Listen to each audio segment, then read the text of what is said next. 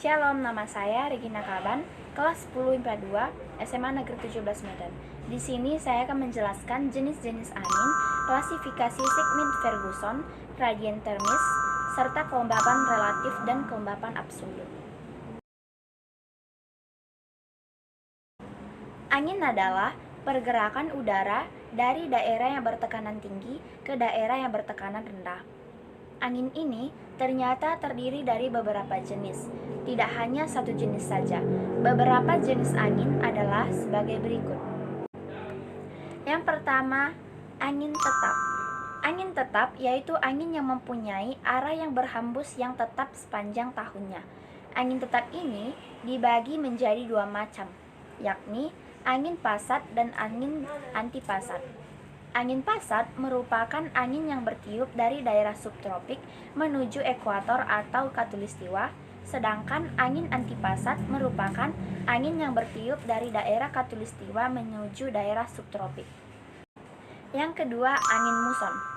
Angin muson adalah angin yang berhembus secara periodik minimal 3 bulan dan antara periodik yang satu dengan periodik lainnya mempunyai pola yang berlawanan yang berganti-ganti arah secara berlawanan pada setiap setengah tahunnya. Angin muson dibedakan menjadi dua macam, yaitu A. Angin muson barat. Angin muson barat yaitu angin yang berhembus dari Asia ke Australia dan melewati Samudra Pasifik dan Samudra Hindia, sehingga angin ini akan membawa banyak uap air atau curah hujan, sehingga di Indonesia akan terjadi musim penghujan. Angin ini bertiup pada bulan Oktober sampai bulan April. B. Angin muson timur, yaitu angin yang berhembus dari Australia ke Asia dan tidak melewati samudra. Maka angin ini tidak banyak mengandung uap air, sehingga Indonesia terjadi musim kemarau. Angin ini bertiup pada bulan April sampai bulan Oktober. Yang ketiga, angin darat dan angin laut. Angin darat merupakan angin yang bertiup dari daratan ke lautan. Angin ini biasanya bertiup pada malam hari, yakni pada pukul 20 atau 8 malam hingga pukul 16 atau 4 sore. Angin ini seringkali dimanfaatkan oleh nelayan-nelayan tradisional untuk berangkat melaut. Angin laut. Angin laut merupakan angin yang bertiup dari lautan menuju daratan. Angin ini umumnya bertiup pada siang hari, yakni pukul 9 pagi hingga pukul 4 sore. Angin ini biasanya dimanfaatkan nelayan tradisional untuk menuju pulang sehabis melaut. Yang keempat, angin lembah dan angin gunung. Angin lembah. Angin lembah merupakan angin yang bertiup dari lembah menuju puncak gunung. Angin ini biasanya terjadi pada siang hari. Angin gunung. Angin gunung merupakan kebalikan dari angin lembah, yakni merupakan angin yang bertiup dari puncak gunung ke lembah dan biasanya terjadi pada malam hari. Yang kelima, angin fon. Angin fon merupakan angin yang terjadi sesuai dengan hujan seperti hujan orografis. Angin ini bertiup di suatu wilayah tertentu dengan temperatur serta kelengasan yang berbeda pula. Angin ini terjadi karena adanya gerakan massa udara yang naik ke pegunungan yang tingginya lebih dari 200 meter. Naik pada satu sisi, kemudian turun lagi di sisi yang lainnya. Angin fon yang jatuh dari puncak gunung bersifat panas dan juga kering, yang dikarenakan uap air tersebut sudah dibuang pada saat hujan orografis. Yang keenam, angin dingin. Angin yang bersifat dingin, jenis angin ini dibagi dua macam, yaitu A. Angin mistral. Angin mistral yang berasal dari pegunungan menuju dataran rendah di pantai. Contoh, angin yang bertiup di pantai Laut Tengah yaitu selatan Perancis. B. Angin bora. Angin bora yang bertiup di daerah Balkan. Angin ini turun dari dataran tinggi Balkan ke pantai Istria dan Albania. Yang ketujuh, angin siklon dan angin antisiklon. Angin siklon adalah angin yang berhembus menuju tekanan udara yang minimum.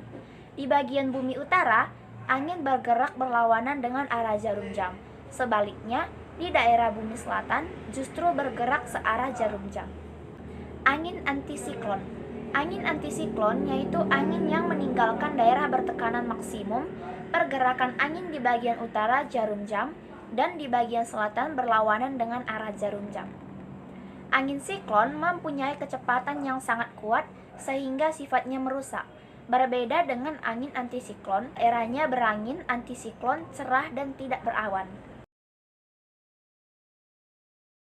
Klasifikasi iklim Sickling-Ferguson didasarkan pada jumlah rata-rata bulan kering dan jumlah rata-rata bulan basah. Maksud dari jumlah rata-rata bulan kering yaitu jika pada satu bulan curah hujan kurang dari 60 mm, sedangkan maksud dari jumlah rata-rata bulan basah yaitu jika pada satu bulan curah hujan lebih dari 100 mm. Klasifikasi iklim Schmidt-Ferguson disebut juga Q model karena didasarkan pada rasio Q dengan rumus seperti di bawah ini.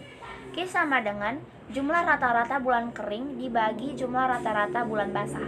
Jumlah rata-rata bulan kering dan jumlah rata-rata bulan basah dihitung dalam periode waktu tertentu seperti 5 tahun atau 18 tahun. Berikut ini merupakan tabel tipe iklim yang didasarkan dari nilai Q.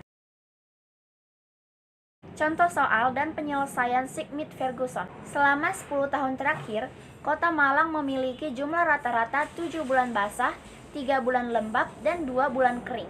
Bagaimana tipe iklim Kota Malang berdasarkan klasifikasi iklim menurut Schmidt-Ferguson? Jawab.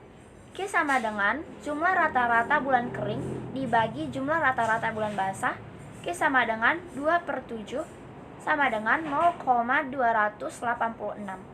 Berdasarkan nilai Q yang telah kita hitung sebelumnya, di mana didapatkan nilai 0,286 disesuaikan dengan tabel di atas, maka termasuk dalam tipe iklim basah. Gradien termis atau gradien temperatur vertikal adalah setiap naik 100 meter, terjadi penurunan udara rata-rata 0,6 derajat Celcius. Gradien termis dapat dirumuskan dengan T sama dengan 26,3 dikurang H per 100 dikali 0,6. Keterangan T sama dengan temperatur rata-rata yang dicari, 26,3 sama dengan temperatur rata-rata di daerah pantai, H sama dengan tinggi tempat, dan 0,6 sama dengan konstanta temperatur. Contoh soal gradien termis. Berapa temperatur di daerah Bogor jika mempunyai ketinggian 2100 meter di atas permukaan laut? Dijawab. T sama dengan 26,3 dikurang H per 100 dikali 0,6 sama dengan 26,3 dikurang H sama dengan 2100 per 100 dikali 0,6. Maka 26,3 dikurang 2100 dibagi 100 dikali 0,6 sama dengan 12,6 sama dengan 13,7. Jadi temperatur udara rata-rata di daerah Bogor adalah 13,7 derajat Celcius.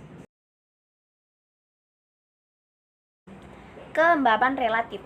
Kelembapan relatif menunjukkan perbandingan jumlah uap air di udara dengan jumlah uap air maksimum yang bisa dikandung oleh udara pada suhu yang sama.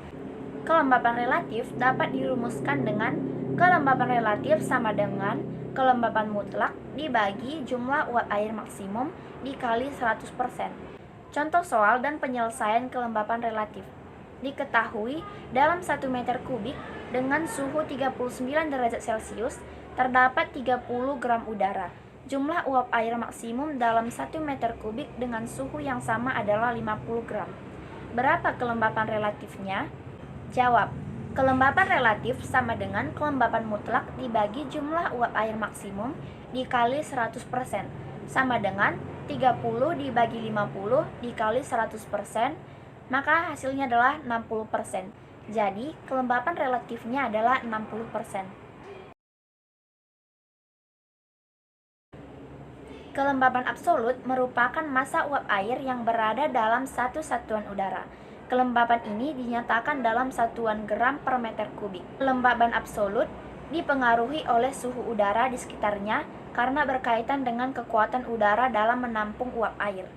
Rumus kelembapan absolut sama dengan kelembapan mutlak udara dibagi nilai jenuh udara dikali 100%. Contoh soal dan penyelesaian kelembaban absolut.